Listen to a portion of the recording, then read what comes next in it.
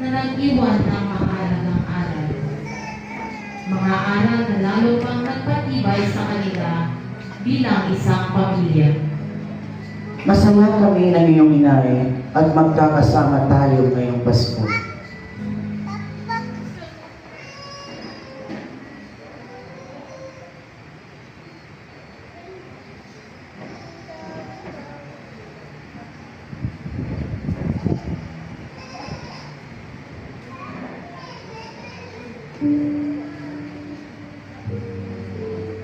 Ngunit bago ang saya, may sakit.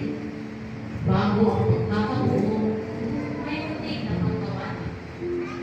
Bago ang halakhak at mga ligalong hawak, may mga gabing puno ng luha, katahimikan, at mga problema na di na imposible para sa pamilya.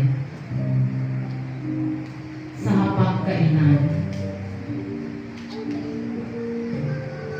Mga anak, halina't mag-almusal muna tayo bago kayo pumasok. Nay, yung hinihingi ko po palang pambayad sa matrikula. Anak, pwede ba sa makalawa na lang? Binabayad ko kasi kay Aling Nena sa utang natin. Ano ba yan, Nay? Puro na lang makalawa. Paano na ako magkaka-exam ngayon?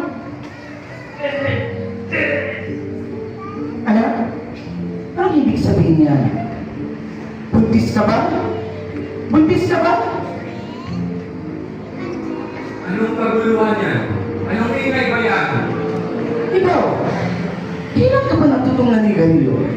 Wala pang makialam tayo. Puro na si problema. Kaya mas mabuti pa maniganilyo kasi tayo paano nakakalimutan yung buwisit ng pamilya. Kuya, Kailan ka ba natutong sagot-sagutin ako?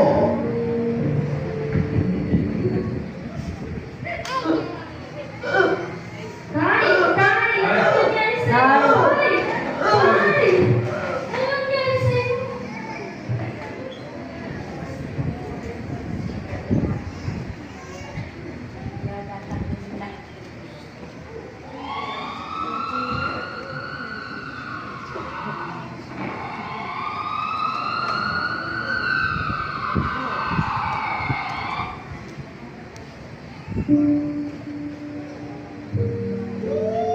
Dahil sa bigat ng mga nangyari, tila lumuho ang mundo ni Nanay Maria.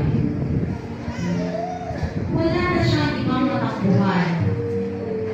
Wala na lakas ng makuwag mula sa